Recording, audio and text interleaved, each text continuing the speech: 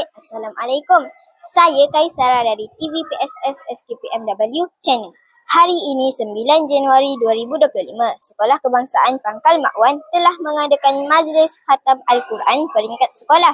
Seramai 24 orang murid yang telah khatam Al-Quran. Mari kita saksikan. كلام ربنا هدايتنا عطاء جبريل على رسولنا. Kekalkan Al-Quran sebagai imam kita, semoga kembali di dalam petunjuknya. Kekalkan Al-Quran sebagai imam kita, semoga kembali di dalam petunjuknya. Kalamullah hidayah bagi kita, diberikan Jibril kepada Rasul kita. Kalamullah hidayah bagi kita, diberikan Jibril kepada Rasul kita. Kalam Rabbina ala nuril Mustafa.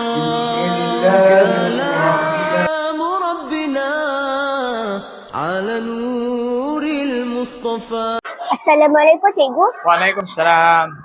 Apakah tujuan majlis khatam Al-Quran diadakan pada hari ini? Baik, tujuan majlis khatam Al-Quran diadakan pada hari ini adalah bagi menghargai pelajar-pelajar yang tamat ataupun khatam Al-Quran, terutamanya bagi yang tahun 6 yang akan meninggalkan sekolah kita, bermakna kita anugerahkan ataupun kita raikan dengan majlis ini.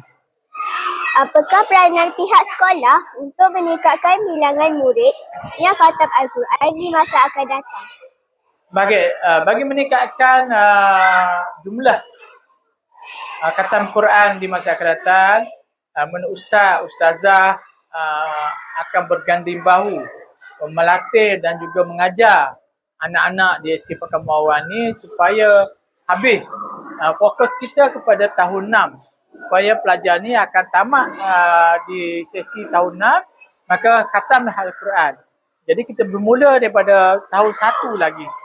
Kita mulakan dengan ilmu Al-Quran. Terima kasih Cikgu. Assalamualaikum Ustaz. Waalaikumsalam warahmatullahi wabarakatuh. Apakah pandangan Ustaz mengenai majlis pada hari ini? Pada pandangan Ustaz, majlis hari ini berjalan lancar. Kita bersyukur alhamdulillah pada Allah Subhanahu Wa Taala kerana kerjasama dari seluruh warga SKPNW terbaik. Apakah pesanan Ustaz kepada peserta khatam Al-Quran pada hari ini? Pesanan Ustaz pada semua peserta khatam Al-Quran, khatam Quran bukan bererti kita berhenti baca Quran. Quran perlu dibaca pada setiap masa. Itu saja. Terima kasih Ustaz. Sama-sama. Sekarang saya bersama salah seorang peserta khatam Al-Quran. Assalamualaikum Kaisara. Waalaikumsalam. Apakah perasaan anda setelah khatam Al-Quran? Saya rasa sangat gembira walaupun masa untuk khatam Al-Quran itu agak lama tapi akhirnya saya berjaya juga. Terima kasih Kaisara. Sama-sama. Jumpa lagi di episod akan datang. Bye.